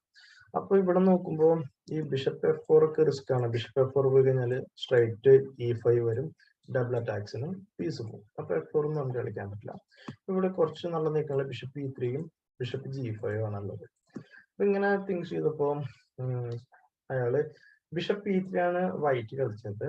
എന്നാലും കൂടി ബിഷപ്പ് G5 ആണ് കുറച്ചുകൂടി നല്ല നീക്കം. കാരണം മാക്സിമം ചെല്ലാൻ പറ്റിയ സേഫ് ആയിട്ടുള്ള സ്ക്വയർ ആണ് G5. ഈ H6നെ നമുക്ക് എന്താ പറയാ മാക്സിമം ആക്ടിവിറ്റി കിട്ടുന്ന ഒരു സ്ക്വയർ എന്ന് പറയാൻ പറ്റില്ല. കാരണം അതൊരു ബ്ലണ്ടർ ആണ്. G പോൺ ഉപയോഗിച്ച് H6നെ വെട്ടിക്കളയാം. അപ്പൊ ബിഷപ്പ് G5 ആയിരുന്നു ഈ ബിഷപ്പ് E3നായിട്ട് കമ്പയർ ചെയ്യുമ്പോൾ നല്ലൊരു നീക്കം. പക്ഷെ വൈറ്റ് കളിച്ചിരിക്കുന്ന ആൾ ഇവിടെ ഒരു ഹോം പ്രിപ്പറേഷൻ ഉണ്ടായിരുന്നു. ആള് ബിഷപ്പ് E3 വെച്ചിട്ട് കളിക്കാൻ ഉള്ളൊരു പ്ലാന് മുൻകൂട്ടി ഉണ്ടായിരുന്നു. ആള് ബിഷപ്പ് E3 കളിച്ചു. ബിഷപ്പ് E3 മോശം നിൽക്കുന്നല്ല. അപ്പൊ നമ്മളൊരു വാല്യൂ കൊടുക്കാന്ന് വിചാരിക്കാം. ബിഷപ്പ് E3ക്ക് ഒരു 1 പോയിന്റ് കൊടുക്കുകയാണെങ്കിൽ ബിഷപ്പ് G5ന് നമുക്ക് 1.1 എന്നോ അല്ലെങ്കിൽ 1.2 എന്നോ പറയാം. ചെറിയൊരു വാല്യൂ, ചെറിയൊരു കമ്പാരിസണില് ബിഷപ്പ് G5നായിരിക്കും കുറച്ചുകൂടി എഡ്ജ് ഉണ്ടാകും പൊസിഷനിൽ. അതിനുശേഷം ഇയാള് പോണിനെ എടുത്തിട്ട് E5ലോട്ട് പുഷ് ചെയ്തു. E5ലോട്ട് പുഷ് ചെയ്ത് കഴിഞ്ഞപ്പോ ഈ നൈറ്റിനെ എന്തായാലും മാറ്റണം. അപ്പൊ ഇയാൾ ഡിസൈഡ് ചെയ്തു ഈ നൈറ്റിനെ വീണ്ടും കിങ് സൈഡിലോട്ട് തന്നെ കൊണ്ടുവരാന്നുള്ള രീതിയിൽ ഡിസൈഡ് ചെയ്ത് നൈറ്റിനെ എടുത്ത് F3ലോട്ട് വെച്ചു. നൈറ്റ് F3ലോട്ട് വെച്ച് കഴിഞ്ഞപ്പോൾ അയാൾ ബിഷപ്പ് E7 കളിച്ചു. പീസിനെ ഡെവലപ്പ് ചെയ്തു. അയാൾ കാസ്ലിംഗ് ചെയ്യാൻ വേണ്ടിയിട്ട് പ്രിപ്പയർ ചെയ്യാന്നുള്ളത് നമുക്ക് മനസ്സിലായി. പിന്നെ നമുക്ക് കാസ്ലിംഗ് ഒരു ടാസ്ക് ബാക്കി എടുക്കുന്നുണ്ട്. ഇയാൾ എന്ത് ചെയ്തു? ബിഷപ്പിനെ ഡെവലപ്പ് ചെയ്യണം. ഈ ബിഷപ്പിനെ ഡെവലപ്പ് ചെയ്യണമെങ്കിൽ ഇപ്പോ E2 ഉണ്ട്, D3 ഉണ്ട്, C4 ഉണ്ട്. അപ്പൊ ഇവിടെ നോക്കുമ്പോൾ C4 ആണ് മാക്സിമം പോകാൻ പറ്റിയിരിക്കുന്ന ഒരു സ്ക്വയർ. C4ൽ വേറെ അവിടെ ചെല്ലുമ്പോൾ പ്രത്യേകിച്ച് പ്രശ്നങ്ങളൊന്നുമില്ല. അപ്പൊ അയാൾ എന്ത് ചെയ്തു? ആ മാക്സിമം പോകാൻ പറ്റിയ സ്ക്വയർ ആയ C4ലോട്ട് ബിഷപ്പിനെ ഡെവലപ്പ് ചെയ്തു. ഓക്കെ, അപ്പൊ ബിഷപ്പ് നല്ലപ്പോൾ ഒരു പവർഫുൾ ബിഷപ്പായി ഓപ്പൺ ആയിട്ടുള്ള ഡയഗണൽ കൺട്രോൾ ചെയ്യുന്നുണ്ട്, നല്ല ആക്ടിവിറ്റി ഉണ്ട്. അതിനുശേഷം ബ്ലാക്ക് കാസ്ലിംഗ് ചെയ്തു, വൈറ്റും കാസ്ലിംഗ് ചെയ്തു. അതിനുശേഷം അയാള് ബിഷപ്പ് E6 കളിച്ചു. അങ്ങനെ ബിഷപ്പ് E6 വന്നപ്പോ എന്തായി? ഇതൊരു നമ്മളിവിടെ ഒന്ന് തിങ്ക് ചെയ്യേണ്ട കാര്യമുണ്ട്. എന്താന്ന് വെച്ച് കഴിഞ്ഞാല് രണ്ട് ബിഷപ്സ് തമ്മിൽ ഇങ്ങനെ കോണ്ടാക്റ്റിൽ വന്നിട്ടുണ്ട്. എന്ന് വെച്ചാല് ഓപ്പോണന്റിന്റെ പീസസ് ആയിട്ട് നമ്മുടെ പീസ് ഒരു കോണ്ടാക്റ്റിൽ വന്നിട്ടുണ്ട്. ഇപ്പൊ ഒരു ത്രെട്ട് ഉണ്ട്, ഇയാള് വന്നിട്ട് നമ്മുടെ ബിഷപ്പിനെ വെട്ടിക്കളയുന്നുള്ള ഒരു ത്രെട്ട് ഉണ്ട്. ഓക്കെ, അപ്പൊ ഇങ്ങനത്തെ ഒരു പൊസിഷൻ വന്നു കഴിഞ്ഞാൽ നമ്മൾ തിങ്ക് ചെയ്യണം. ഇപ്പൊ എക്സാമ്പിള് ഇവിടെ ഇയാൾ കളിച്ചത് ബിഷപ്പിനെ എടുത്തിട്ട് B3 ആണ് കളിച്ചത്. പക്ഷെ ആദ്യം നമുക്ക് ഈ ബിഷപ്പിനെ E6 വെട്ടി എന്തുണ്ടാവും നോക്കാം. ബിഷപ്പിനെ എടുത്തിട്ട് E6 വെട്ടിക്കഴിഞ്ഞാല് ആള് F പോൺ ഉപയോഗിച്ചിട്ട് വെട്ടും. F പോൺ ഉപയോഗിച്ചിട്ട് വെട്ടിക്കഴിഞ്ഞാൽ സെൻട്രലിൽ ഇയാൾക്ക് കുറച്ചുകൂടി പോൺസ് കൂടും. അതുപോലെ D5 എന്നുള്ള സ്ക്വയറിനെ ഇയാൾക്ക് കൺട്രോൾ ചെയ്യാൻ പറ്റും. അതേപോലെ തന്നെ വേറെ കാര്യം, D6 പോണിനെ ഈ E6 പോണിന്റെ ഹെൽപ്പോട് കൂടിയിട്ട് പുഷ് ചെയ്ത് ഇയാൾക്ക് സെൻട്രലിൽ പരിപൂർണമായിട്ടുള്ള ഒരു ആധിപത്യം നേടാൻ പറ്റും. പിന്നെ വേറൊരു കാര്യം ശ്രദ്ധിക്കേണ്ടത്, F8 ഇരിക്കുന്ന റൂക്കിന് ഒരു സെമി ഓപ്പൺ ഫയൽ അവൈലബിൾ ആയിട്ടുണ്ട്. അപ്പോ ഇത് വെട്ടുമ്പോൾ അയാളുടെ ആക്ടിവിറ്റിയാണ് ഇമ്പ്രൂവ് ആവുന്നത്. അപ്പൊ നമുക്ക് ചുമ്മാ അത് പോയി വെട്ടി അയാളുടെ ആക്ടിവിറ്റി ഇമ്പ്രൂവ് ചെയ്യേണ്ട ആവശ്യമൊന്നുമില്ല. അപ്പൊ അയാൾ എന്ത് ചെയ്തു എന്ന് വെച്ച് കഴിഞ്ഞാല് നമ്മുടെ വൈറ്റ് ബിഷപ്പിനെ എടുത്തിട്ട് B3ലോട്ട് വെച്ചു. ഓക്കെ, ബിഷപ്പ് B3ലോട്ട് വെച്ച് കഴിഞ്ഞപ്പോ ഇയാള് ബിഷപ്പ് ഉപയോഗിച്ചിട്ട് B3നെ അവിടെ വെട്ടിക്കണം. ഇപ്പോഴും നമുക്കൊരു സംശയമുണ്ട്, ഈ A പോൺ ഉപയോഗിച്ചിട്ട് വെട്ടണോ C പോൺ ഉപയോഗിച്ചിട്ട് വെട്ടണോ എന്നുള്ളൊരു കൺഫ്യൂഷൻ ഉണ്ട്. അപ്പൊ നമുക്ക് ചെറിയൊരു ലോജിക്ക് യൂസ് ചെയ്യാം. ഏത് പോൺ വെച്ച് വെട്ടുമ്പോഴാണ് നമ്മുടെ ആക്ടിവിറ്റി ഇമ്പ്രൂവ് ആവുന്നത് അത്രമാത്രം നോക്കണ്ടോ. ഏത് പോൺ വെച്ച് വെട്ടിയാലാണ് ആക്ടിവിറ്റി ഇമ്പ്രൂവ് ആവുന്നുള്ളത്. ഇവിടെ A പോൺ വെച്ച് കഴിഞ്ഞാൽ ആക്ടിവിറ്റി ഇമ്പ്രൂവ് ആവും. റീസൺ വേറൊന്നുമല്ല, ഒരു സെമി ഓപ്പൺ ഫയല് നമുക്ക് കിട്ടും ചെയ്യും. അപ്പൊ റൂക്കിന് ആ വഴിക്ക് കുറച്ച് ആക്ടിവിറ്റി ഉണ്ട്. പിന്നെ പോൺസ് കുറച്ചുകൂടി ഇങ്ങനെ പറയാറുണ്ട്, സെന്ററിൽ നിന്ന് നേരെ ക്യാപ്ചർ ചെയ്യണം നല്ലതെന്ന് പറയാറുണ്ട്. പക്ഷെ എല്ലാ പൊസിഷനിലും നമുക്ക് അത് അപ്ലൈ ചെയ്യാൻ പറ്റില്ല. ചില പൊസിഷനിൽ നമുക്ക് നേരെ ഏതെങ്കിലും സൈഡിലോട്ടും ക്യാപ്ചർ ചെയ്യേണ്ടി വരും. അപ്പൊ ഇവിടെ ഈ ഒരു പൊസിഷനെ സംബന്ധിച്ച് നോക്കുമ്പോൾ പോണിനെ എടുത്തിട്ട് B3ലോട്ട് വെട്ടുന്നതാണ് ഏറ്റവും ബെസ്റ്റ് ആയിട്ടുള്ള കാര്യം. അപ്പൊ അയാൾ A പോൺ ഉപയോഗിച്ചിട്ട് B3നെ വെട്ടിയെടുത്തു. അത് കഴിഞ്ഞപ്പോൾ ഇയാൾ പീസിനെ ഡെവലപ്പ് ചെയ്തു. നൈറ്റിനെ T7ലോട്ട് B8 ഇരിക്കുന്ന നൈറ്റിനെ T7ലോട്ട് ഡെവലപ്പ് ചെയ്തു. ഇനി നമ്മുടെ ഓപ്പണിംഗിലെ ഏറ്റവും ലാസ്റ്റത്തെ ഒരു ടാസ്ക് ആണ് move the queen and connecting the rooks. ക്വീനെ മൂവ് ചെയ്തുകൊണ്ട് നമ്മുടെ 2 റൂക്സിനെ കണക്ട് ചെയ്യണം. ഇയാള് എന്ത് ചെയ്തു, ക്വീൻ എടുത്തിട്ട് E2 വെച്ചു. ഇവിടെ D2 എന്ന് വെച്ചിട്ട് ഇപ്പൊ വലിയ കാര്യമില്ല. ഈ ക്വീൻ എടുത്ത് E2 വെച്ചു. ഈ E2ന്റെ ഐഡിയ എന്താന്ന് ഇപ്പൊ വഴി നമുക്ക് മനസ്സിലാവാം. ഇനി അയാള് റൂക്കിനെ എടുത്തിട്ട് E8 വെച്ചു. ഇപ്പോ വൈറ്റിന്റെ ഓപ്പണിംഗ് ടാസ്ക് കംപ്ലീറ്റ് കഴിഞ്ഞിട്ടുണ്ട്. അപ്പോ ഇനി നമ്മൾ എന്ത് വേണം, മിഡിൽ ഗെയിം പ്ലാനിങ് ആണ്. നെക്സ്റ്റ് നമ്മുടെ ഭാഗം മിഡിൽ ഗെയിം ആണ്. മിഡിൽ ഗെയിം സ്റ്റാർട്ട് ആയിട്ടുണ്ട്. ഈ മിഡിൽ ഗെയിമിൽ നമ്മൾ എല്ലാവർക്കും പറ്റുന്ന ഒരു മിസ്റ്റേക്ക് എന്താണെന്ന് വെച്ച് കഴിഞ്ഞാൽ നമ്മൾ ചാടി കയറിയിട്ട് എന്തെങ്കിലുമൊക്കെ കളിക്കും.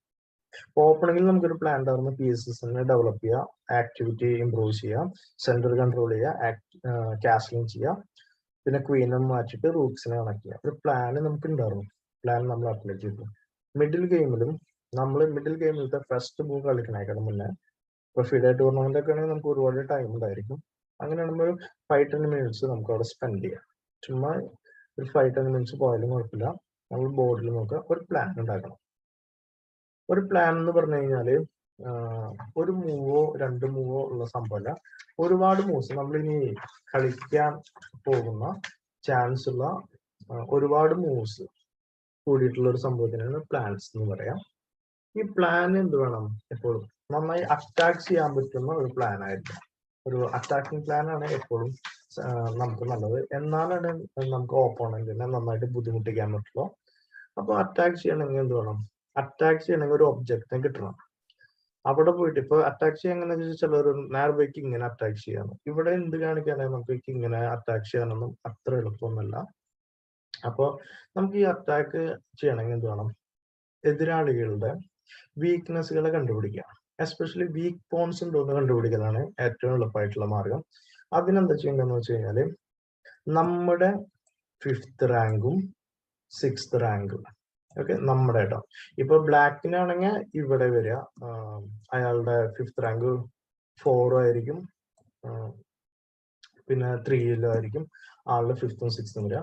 ഇപ്പൊ നമ്മുടെ നോക്കുമ്പോൾ നമ്മുടെ 6th റാങ്ക് ഇതാണ്, ഈ റെഡ് കളറിൽ മാർക്ക് ചെയ്തത്. അതുപോലെ ഗ്രീൻ കളറിൽ മാർക്ക് ചെയ്തത് 5th റാങ്ക് ആണ്. അപ്പൊ ഈ 5th റാങ്കിലും 6th റാങ്കിലും ഏതെങ്കിലും വീക്ക് പോയിന്റ്സ് ഉണ്ടോ എന്ന് ആദ്യം നോക്കുക.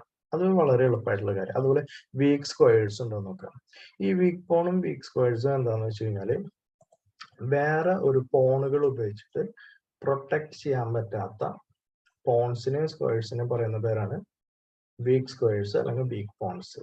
അപ്പൊ ഓർത്ത് വെക്കുക, പോൺസ് ഉപയോഗിച്ചിട്ട് അല്ലെങ്കിൽ ഏതെങ്കിലും ഒരു പോൺ ഉപയോഗിച്ചിട്ട് പ്രൊട്ടക്ട് ചെയ്യാൻ പറ്റാത്ത പോണുകളെ അല്ലെങ്കിൽ സ്ക്വയറുകളെ പറയുന്ന പേരാണ് വീക്ക് സ്ക്വയേഴ്സ്.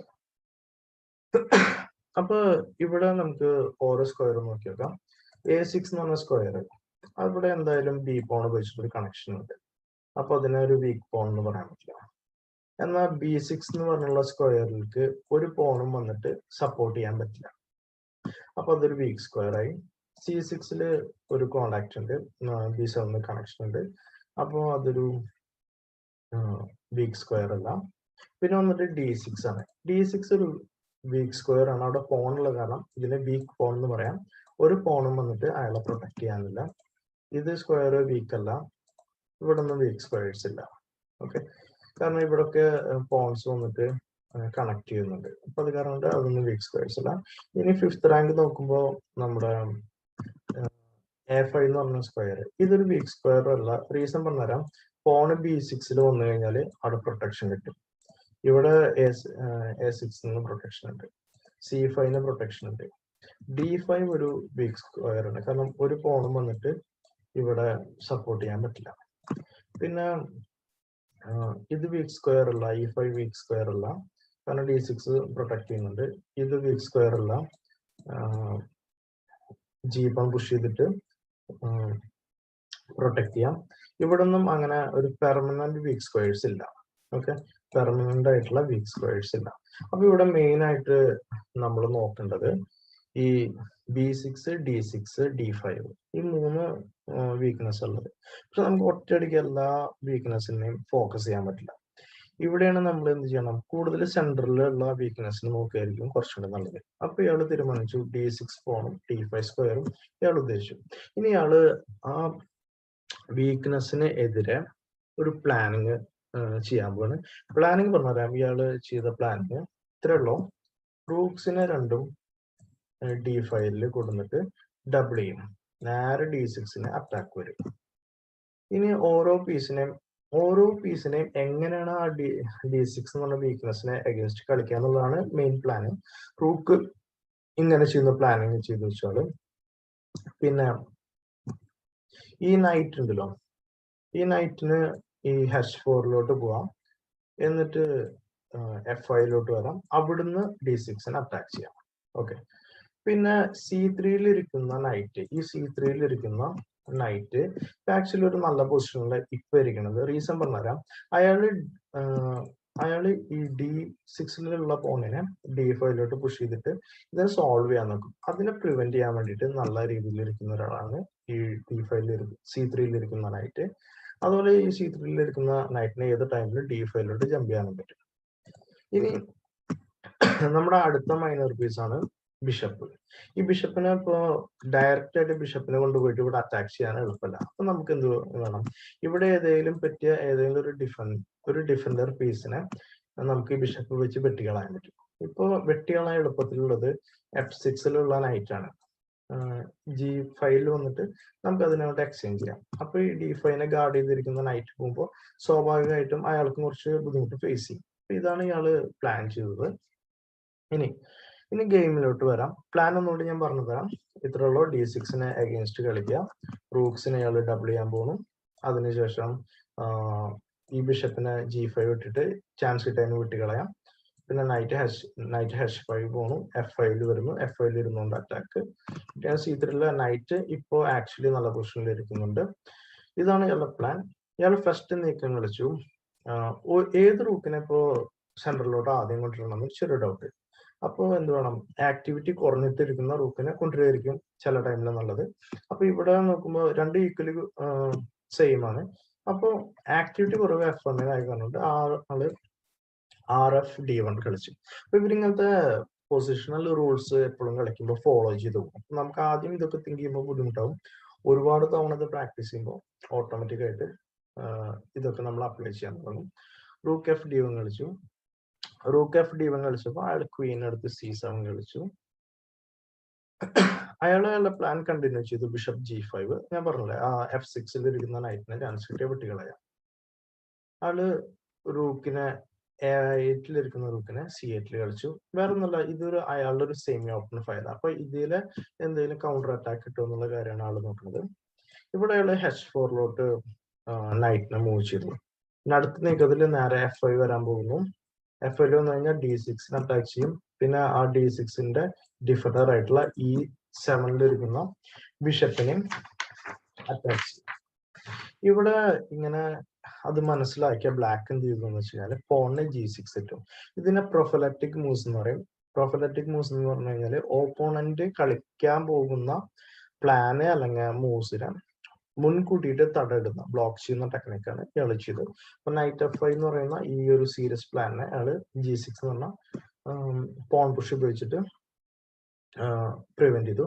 പിന്നെ ഓരോ പോൺ പുഷ് ചെയ്യുമ്പോഴും പുതിയ പുതിയ വീക്ക്നെസ് ക്രിയേറ്റ് ആവും. ഇപ്പൊ G6 പുഷ് ചെയ്തപ്പോൾ H6ഉം F6 വീക്ക്നെസ്സുകൾ വന്നു.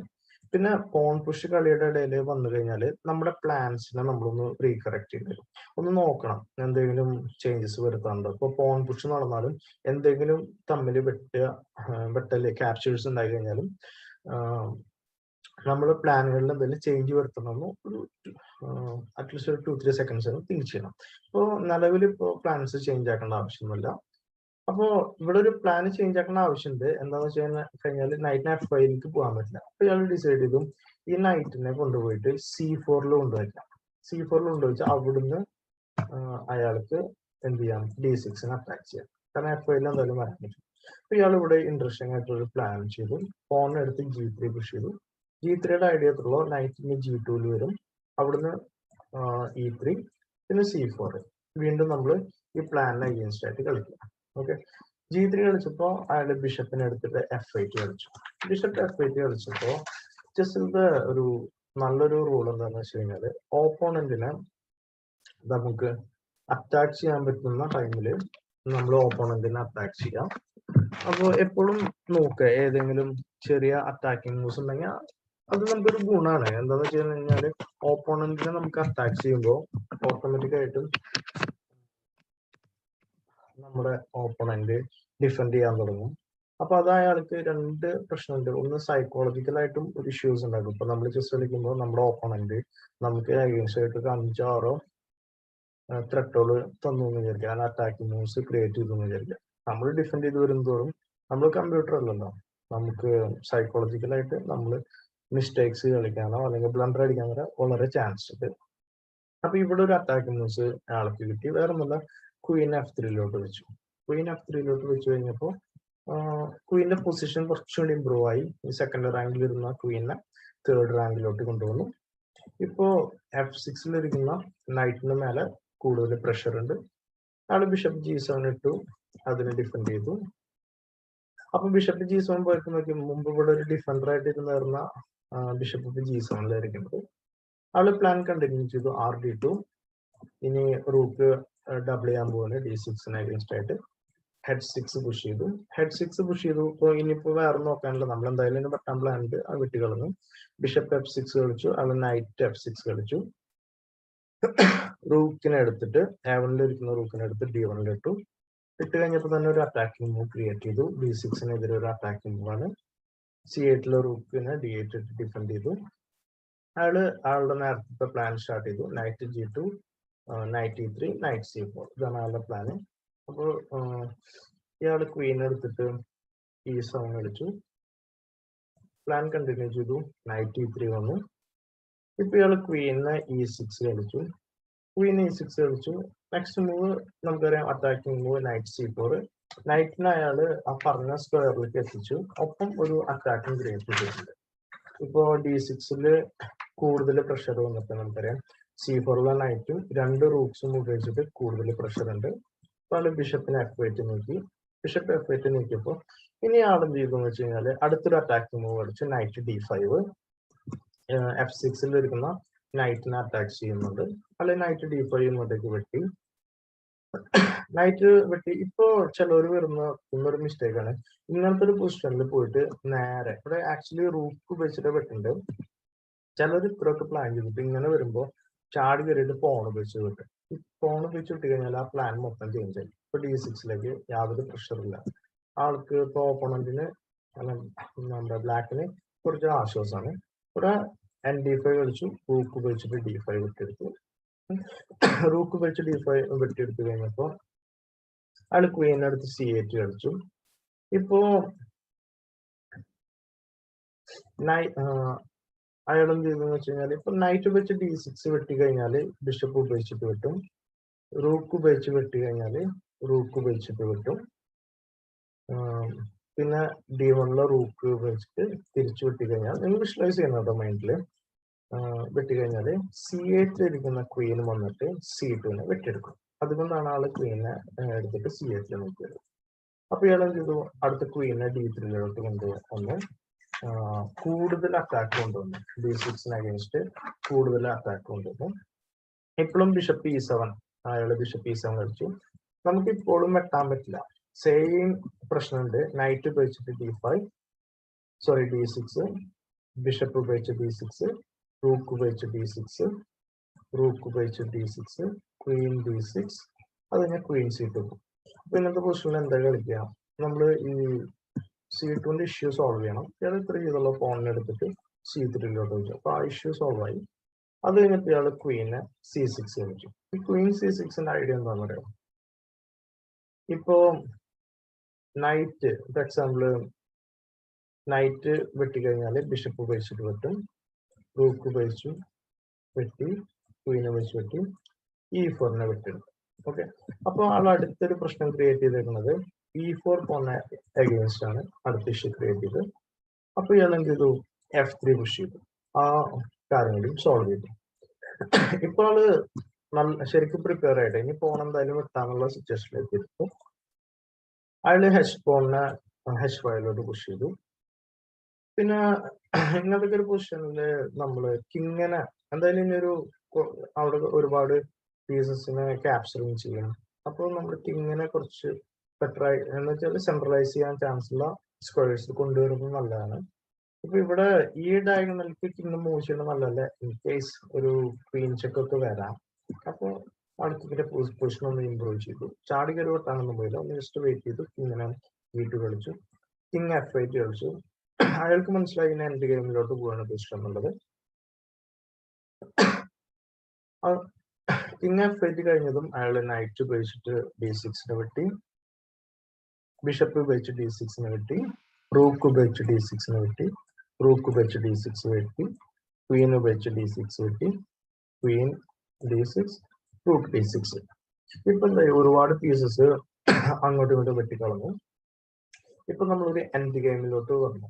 ഇപ്പൊ ഈ മിഡിൽ ഗെയിമിൽ നിന്ന് വൈറ്റിന് കിട്ടിയ അഡ്വാൻറ്റേജ് എന്ന് പറഞ്ഞു കഴിഞ്ഞാൽ അയാൾക്ക് ഒരു എക്സ്ട്രാ പോൺ ഉണ്ട്. ഇവിടെ ഒരു 3 പോണും 4, 5, 6, 7 പോൺസ് ഉണ്ട്.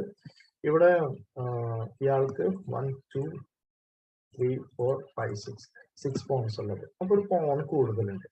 എന്നിരുന്നാൽ കൂടി ഇതൊരു റൂക്ക് എൻഡ് ഗെയിമാണ്. ഈ റൂക്ക് എൻഡ് ഗെയിം നമുക്ക് അത്ര പെട്ടെന്ന് കളിച്ച് ജയിക്കാനൊന്നും പറ്റില്ല.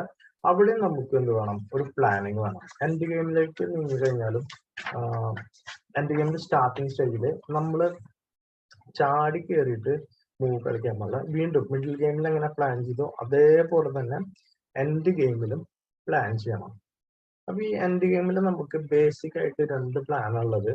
ഒന്ന്, നിങ്ങൾക്ക് ഒരു പാസ്റ്റ് ബോണിനെ ഉണ്ടാക്കാൻ പറ്റി കഴിഞ്ഞാൽ പാസ്റ്റ് ബോണിനെ ഉണ്ടാക്കുക, പാസ്റ്റ് ബോണിനെ അഡ്വാൻസ് ചെയ്യുക, പാസ്റ്റ് ബോണിനെ മുന്നോട്ട് നീക്കുക. എന്നിട്ട് മുന്നോട്ട് നീക്കിയിട്ട് നമ്മൾ ക്വീനിങ് എന്നുള്ള കാര്യം നോക്കുക എന്നുള്ള തന്നെയാണ് പ്ലാന്. രണ്ടാമതെന്ന് പറഞ്ഞു കഴിഞ്ഞാല് ഓപ്പോണന്റിന്റെ പോൺസിനെ, എസ്പെഷ്യലി വീക്ക് പോൺസിനെ, ഓപ്പോണന്റിന് എൻഡ് ഗെയിം ടൈമിൽ നമ്മൾ വീക്ക് പോൺസ് ആയിട്ട് കണക്കാക്കുക. എല്ലാ പോൺ ചെയിന്റെയും ബേസ് ആയി വരുന്ന പോണുകളെല്ലാം എൻഡ് ഗെയിമിൽ വീക്ക് പോൺസ് എന്നാണ് പറയാം. മിഡിൽ ഗെയിമിൽ നമുക്ക് അത്രയും ദൂരം പോയിട്ട് അറ്റാക്ക് ചെയ്യാൻ എളുപ്പമില്ല. പക്ഷെ എൻഡ് ഗെയിമിൽ നടക്കും, കാരണം പീസസ് കുറവാണ്. ആ ബേസിൽ വരുന്ന പോണുകളെ അല്ലെങ്കിൽ അതുപോലെ ഒറ്റയ്ക്ക് നിൽക്കുന്ന പോണുകളെ ഒക്കെ അറ്റാക്ക് ചെയ്യാന്നുള്ളതാണ് നെക്സ്റ്റ് പ്ലാൻ. അങ്ങനെ അറ്റാക്ക് ചെയ്യുമ്പോൾ നമുക്ക് കൂടുതൽ മെറ്റീരിയൽസ് വിൻ ചെയ്യാൻ പറ്റും. അപ്പൊ എന്തായാലും ഒരു വിന്നിങ് അഡ്വാൻറ്റേജ് കിട്ടും. ഇവിടുത്തെ ഗെയിം നോക്കാം. ഇവിടെ ഇയാള് റൂക്കിനെ എടുത്തിട്ട് E7 കളിച്ചു. റൂക്കിനെ എടുത്ത് E7 കളിച്ചു. ഈ അയാളുടെ സെക്കൻഡ് റാങ്കിൽ വന്നു B7 എന്ന് പറഞ്ഞ ബേസിനെ പ്രൊട്ടക്ട് ചെയ്തു. അപ്പോ എൻഡ് ഗെയിമിലെ ഏറ്റവും വലിയൊരു സംഭവമാണ് നമ്മുടെ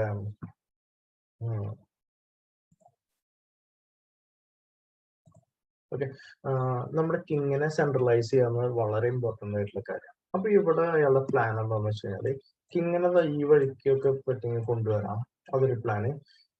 പിന്നെ രണ്ടാമത്തെ ഒരു പ്ലാൻ എന്ന് പറഞ്ഞു കഴിഞ്ഞാൽ കിങ്ങിനെ E3 വന്നു കഴിഞ്ഞാല് പിന്നെ നമുക്ക് ഇവിടെ പോണൊക്കെ പുഷ് ചെയ്തിട്ട് ഒരു പാസ്റ്റ് പോൺ കിട്ടാനുള്ള കാര്യം നോക്കാം. അതുപോലെ റൂക്കിനെ വേണമെങ്കിൽ B6 വെച്ചിട്ട് ഫുൾ ടൈം B7 അറ്റാക്ക് ചെയ്തുകൊണ്ടിരിക്കാം. ഈ റൂക്ക് എപ്പോഴും ഡിഫെൻഡ് ചെയ്തിരിക്കും വരും. ആ സമയത്ത് നമുക്ക് കിങ്ങിനെ ഇവിടെ F4 ഒക്കെ പുഷ് ചെയ്ത് കഴിഞ്ഞാൽ ഒരു എൻട്രി കിട്ടും. എൻട്രി കിട്ടി കഴിഞ്ഞാൽ ഇവിടെ ഒരുപാട് പ്രശ്നങ്ങൾ നമുക്ക് ഉണ്ടാക്കാൻ പറ്റും. ഓക്കെ, ഇതാണ് അയാൾ പ്ലാൻ ചെയ്തു. ഫസ്റ്റ് നീക്കം നീക്കി കിങ്ങിനെ F2 മൂവ് ചെയ്തു. കിങ് F2 കളിച്ചപ്പോൾ അയാൾ റൂക്കിനെ എടുത്ത് C7 കളിച്ചു. അയാൾക്ക് പ്രത്യേകിച്ച് ഗെയിം ഐഡിയാസ് ഒന്നുമില്ല. കിങ് E3 കളിച്ചു. കിങ് E7 അറ്റാക്കിംഗ് മൂവ് ആണ്. അപ്പൊ നമ്മൾ റൂക്കിനെ സേവ് ചെയ്യണം. ഇവിടെ മൂവ് ചെയ്യാൻ പറ്റിയ ഏറ്റവും നല്ല സ്ക്വയർ RB6 ആണ്. ഞാൻ പറഞ്ഞല്ലോ RB7 പ്രഷർ കൊടുത്തോണ്ടിരിക്കുക, ഫുൾ ടൈം പ്രഷർ കൊടുത്തോണ്ടിരിക്കുക. അപ്പൊ അയാള് സ്വാഭാവികമായിട്ടും അവിടെ ഡിഫെൻഡ് ചെയ്ത് ആ സമയം കൊണ്ട് നമുക്ക് ഇവിടെ പ്രശ്നങ്ങൾ ഉണ്ടാക്കാൻ പറ്റും. RB6 കളിച്ചു. റൂക്ക് B6 വന്നപ്പോ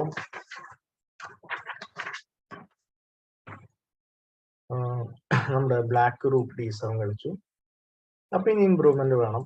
അതിന് വേണ്ടി നമുക്ക് പൊസിഷൻ കുറച്ച് ഒരു സൈഡിനെ അറ്റാക്ക് ചെയ്യണമെങ്കിൽ അവിടെ പൊസിഷൻ കുറച്ച് ഓപ്പൺ ആക്കണം. F4 കളിച്ചു. F4 കളിച്ചപ്പോൾ E പോൺ ഉപയോഗിച്ചിട്ട് വെട്ടി. ഇയാള് G പോൺ ഉപയോഗിച്ചിട്ട് വെട്ടി. ഇപ്പൊ സംഭവം നമുക്ക് ഇവിടെ ഒരു ഐസൊലേറ്റഡ് പോണൊന്നും അത് വലിയ പ്രശ്നമൊന്നുമില്ല, നമുക്ക് മാനേജ് ചെയ്യാം. കിങ്ങിന് ബാക്ക് ഇവിടെ എൻട്രി കിട്ടാൻ പറ്റുമോ നോക്കാം. പിന്നെ അതുപോലെ ഒരു കാര്യമാണ്, കൗണ്ടർ പാർട്ടില്ലാത്ത ഒരു പോണാണ് ഇതിൽ. എന്ന് വെച്ചാൽ ഓപ്പോണന്റിന് വേറെ ഓപ്പോണന്റിന്റെ ഒരു പോണും ആ ലൈനിലില്ല. അങ്ങനത്തെ പോൺസും ഓപ്പോണന്റിന് ഒരുപാട് ബുദ്ധിമുട്ടുണ്ടാക്കാൻ ചാൻസ് ഉണ്ട്. അപ്പൊ ഇയാള് കിങ് D8 കളിച്ചു. ഐഡിയ എത്രയുള്ളൂ? കിങ്ങിനെ C7 കൊണ്ടുവന്നിട്ട് അതുകൊണ്ട് പ്രൊട്ടക്ട് ചെയ്യുക, റൂട്ടിനെ അറ്റാക്ക് ചെയ്യാം. അപ്പോൾ പിന്നെ നമ്മൾ കിട്ടുന്ന ടൈമിലൊക്കെ നമ്മുടെ പോൺസിനെ മെല്ലെ മെല്ലെ അഡ്വാൻസ് ചെയ്തുകൊണ്ടിരിക്കണം. കിങ് D8 കളിച്ചപ്പോൾ ആള് B4 കളിച്ചു. ഈ B4 കളിച്ചോട് കൂടിയിട്ട് ഇനി A4 മൂവ് ചെയ്യാൻ പറ്റില്ല. ഇയാൾ കിങ് C7 കളിച്ചു. ഇവിടെ നമ്മൾ കളിക്കുന്നത് RF6 ആണ്. ഇവിടെ RF6 തന്നെ സേഫ് ആയിട്ടുള്ള മൂവുള്ളൂ. പക്ഷെ RF6 കളിച്ചപ്പോൾ നമ്മൾ അടുത്ത പോൺ ചെയിനിന്റെ ബേസിനെ അറ്റാക്ക് ചെയ്യാൻ തുടങ്ങി. അപ്പോൾ ഈ റൂക്ക് ഇവിടെ ഡിഫെൻഡ് ചെയ്തിട്ട് നിൽക്കുന്നത്. കിങ് D8 കളിച്ചു. അയാൾക്ക് ഇംപ്രൂവ് ചെയ്യാനൊന്നുമില്ല. അയാൾക്ക് ഇങ്ങനെ അങ്ങോട്ടും ഇങ്ങോട്ടൊക്കെ ട്രാൻസ്ഫർ ചെയ്ത് കളിക്കുകയാണ്.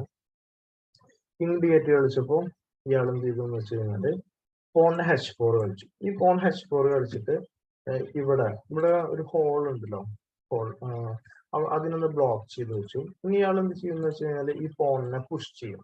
പുഷ് ചെയ്തിട്ട് ഇവിടെ നിന്ന് ബ്രേക്ക് ചെയ്യാൻ നോക്കും. ആ സമയത്ത് ഇയാൾക്ക് പെട്ടെന്ന് ഇത് പുഷ് ചെയ്യാനൊന്നും പറ്റില്ല, പോൺ വെച്ചിട്ട് പറ്റും. അപ്പൊ ഇത് പുഷ് ചെയ്ത് കഴിഞ്ഞാല് നമുക്ക് ഇങ്ങനെ ഈ വഴിക്ക് എൻട്രി കിട്ടും. ഓക്കെ, H4 കളിച്ചു. കിങ് E7 വന്നു, വീണ്ടും അറ്റാക്ക് ചെയ്തു. അപ്പൊ പഴയ സ്ഥലത്തേക്ക് തന്നെ പോയി. റൂക്ക് B6 കളിച്ചു. അപ്പൊ ഇയാൾക്ക് മനസ്സിലായി കിങ് നമ്മുടെ ഈ സൈഡിലോട്ട് എൻട്രി വരണ്ടെന്ന് മനസ്സിലായപ്പോ അയാൾ കിങ്ങിനെ F8 മാറ്റി. അപ്പൊ ഇയാൾ ഈ പോണിനെ പുഷ് ചെയ്തു. ഈ കൗണ്ടർ പാർട്ടില്ലാത്ത പോണിനെ പുഷ് ചെയ്യുന്നത് വളരെ ഒരു ഇമ്പ്രൂവ്മെന്റ് ഉണ്ടാക്കും. കിങ് E8 വന്നു. ആൾക്ക് ഇങ്ങനെ സെൻട്രലൈസ് ചെയ്തു. എൻഡ് ഗെയിമില് കിങ്ങിനെ സെൻട്രലൈസ് ചെയ്യാൻ പറ്റി കഴിഞ്ഞാൽ ഒരുപാട് അഡ്വാൻറ്റേജ് ഉണ്ട്. ക്വീൻ വർക്ക് ചെയ്യണ പോലെ വർക്ക് ചെയ്യുന്ന പറയാം നമുക്ക് എൻഡ് ഗെയിം. അപ്പോൾ കിങ്ങിനെ E4 വന്ന് ഇയാൾ കിങ് F8 പോയി. വെയിറ്റിംഗ് ന്യൂസ് ആണ്. നമുക്കിപ്പോൾ പ്രത്യേകിച്ച് ഇമ്പ്രൂവ് ചെയ്യാനൊന്നുമില്ല. ഡിഫെൻഡ് ചെയ്തിരിക്കുന്ന പൊസിഷനിൽ വീക്ക് ന്യൂസ് കളിക്കാതിരിക്കാൻ വേണ്ടി നമ്മൾ സേഫ് ആയിട്ടുള്ള ചില വെയിറ്റിംഗ് ന്യൂസ് കളിച്ചത്. ഇപ്പൊ അയാള് 1-2 നീക്കങ്ങളായി സെയിം റിപ്പീറ്റ് ചെയ്യണം. കിങ് F8 കളിച്ചു. Pawn F5. ഓപ്പോണന്റിന്റെ സ്ട്രോങ് ആയിട്ടുള്ള പോൺ ചെയ്യണ നശിപ്പിക്കുക. നശിപ്പിച്ചു കഴിഞ്ഞാൽ അവിടെ കുറച്ച് വീക്ക്നെസ്സുകൾ വരും. അതിനെ അറ്റാക്ക് ചെയ്യാം. അതിനു വേണ്ടിയിട്ട് ആളെ F5 എന്ന പോൺ പുഷ് ചെയ്തു. ത്രെട്ട് ഇത്രയുള്ളൂ. ഇതിന് 2-3 ത്രെട്ട് ഉണ്ട്. ചില ടൈമിൽ നമുക്ക് E6 പുഷ് ചെയ്യാൻ പറ്റും. പക്ഷെ ഇവിടെ മെയിൻ ത്രെട്ട് എന്ന് പറഞ്ഞാൽ ഇതിനെ വെട്ടിയെടുക്കും. മെയിൻ ത്രെട്ട് ഇതാണ്. വെട്ടിക്കഴിഞ്ഞാൽ പോൺ പോകും. ഓക്കെ, അത് കഴിഞ്ഞാൽ കിങ് ഇവിടെ ട്രാൻസ്ഫർ ചെയ്ത് കഴിഞ്ഞാൽ അടുത്ത പോണും പോകും. അപ്പൊ പുതിയ പാസ്റ്റ് പോണ് ക്രിയേറ്റ് ആവും. അയാൾ വെട്ടിയെടുത്തു. G പോൺ ഉപയോഗിച്ച് വെട്ടി, കിങ് ഉപയോഗിച്ചിട്ട് വെട്ടി. 2 ഐസൊലേറ്റഡ് പോണിനെ ഉണ്ടാക്കിയിട്ടുണ്ട്. വീക്ക് പോൺസ് ആണ്. കിങ് G7 കളിച്ചു. കിങ് G7 കളിച്ചപ്പോ ഇവിടെ നമ്മുടെ വൈറ്റ് വളരെ ഇൻട്രസ്റ്റിംഗ് ആയിട്ടൊരു പ്ലാൻ ചെയ്തു. വൈറ്റിന് ഒരു കാര്യം മനസ്സിലായി. ഇവിടെ ഇയാൾക്ക് കളിക്കുമ്പോൾ അതിനനുസരിച്ചിട്ട് ഇമ്പ്രൂവ്മെന്റ് കിട്ടണമെന്നില്ല. കാരണം ഇവിടുന്ന് ഒരു ക്വീൻ ആക്കല് കുറച്ച് ബുദ്ധിമുട്ടാണ് കിങ് അവിടെ പ്ലേസ് ചെയ്തുള്ള കാരണം. അപ്പൊ ഇയാൾ ഡിസൈഡ് ചെയ്തിട്ടാണ് ഇനി കിങ്ങിനെ ഈ ക്വീൻ സൈഡിലോട്ട് ട്രാൻസ്ഫർ ചെയ്യാം. ക്വീൻ സൈഡിലോട്ട് ട്രാൻസ്ഫർ ചെയ്തിട്ട് ഈ 2 പോണിനെ വെട്ടിയെടുക്കുക. അത് കഴിഞ്ഞാൽ അവിടുത്തെ പാസ്റ്റ് പോണിനായിരിക്കും എളുപ്പത്തിൽ ക്വീൻ ആക്കാൻ പറ്റുക. കാരണം ഓപ്പോണന്റിന്റെ കിങ് വളരെ ദൂരത്തിലാണ് ഇരിക്കുന്നത് ഈ ഭാഗത്ത്. അതിനായിട്ട് അതിൽ കളിച്ചിരിക്കാൻ പോണ് E6 ആണ്. പോൺ E6 കളിച്ചു. പോൺ ഉപയോഗിച്ചിട്ട് വെട്ടി. സെക്കൻഡ് കിങ് ഉപയോഗിച്ച് വെട്ടി. കിങ് ഉപയോഗിച്ച് വെട്ടിയിട്ട് റൂക്കിനെ ഈ ലൈനിന്റെ ഡിഫൻഡർ ആയിട്ടുള്ള റൂക്കിനെ അറ്റാക്ക് ചെയ്തു. അയാള് റൂക്കിനെ എടുത്തിട്ട് C7 മൂവ് ചെയ്തു. C7 കളിച്ചപ്പോ അടുത്ത അയാൾ കിങ്ങിനെ D5 കളിച്ചു. ഇങ്ങനെ നല്ല ഇതിനകത്തേക്ക് കൊണ്ടുവരാനുള്ള പ്ലാനാണ്. അതിനുശേഷം പോണുകളൊക്കെ പുഷ് ചെയ്ത് ഇങ്ങനെ ഈ വഴിക്ക് ഒരു എൻട്രി കിട്ടും. അവിടെ അറ്റാക്ക് ചെയ്യാൻ പറ്റും. കിങ് D7 കളിച്ചപ്പോൾ കിങ്ങിനെ F7 കളിച്ചു. റൂക്കിന് F7 കളിച്ചു. കിങ് C4 വന്നു. റൂക്ക് C7 ചെക്ക് കളിച്ചു. King B3. കിങ് H7 കളിച്ചു. C4 പോണ പുഷ് ചെയ്തു. കൗണ്ടർ പാർട്ടില്ലാത്ത പോണാണ്. അതിനെ പുഷ് ചെയ്ത് കഴിഞ്ഞാൽ നമുക്ക് ഫ്യൂച്ചറിൽ ഒരു പാസ് പോയിന്റ് കിട്ടാൻ ചാൻസ് ഉണ്ട്. പോണ് C4 കളിച്ച് ആള് കിങ് G7 വെയിറ്റിംഗ് ന്യൂസ് പോലെ കിങ് G7 കളിച്ചു. C5 വീണ്ടും പുഷ് ചെയ്തു. ഈ C5 വന്നതോട് കൂടിയിട്ട് ഇനി B6 ഒരിക്കലും ആൾക്ക് പുഷ് ചെയ്യാൻ അത്ര എളുപ്പമല്ല. അവിടെ വെട്ടിപ്പോവും. അതിനുശേഷം ആള് C5 ശേഷം കിങ് G7 കളിച്ചു. കിങ് H7 വീണ്ടും പോയി. ഇനി ആള് കിങ്ങിനെ C4 വെച്ചു. ഐഡിയ എത്രയുള്ളൂ? പോൺ പുഷ് ചെയ്യുന്നു. അത് കഴിഞ്ഞാൽ കിങ്ങിനെ ഈ വഴിക്ക് എൻട്രി കിട്ടും.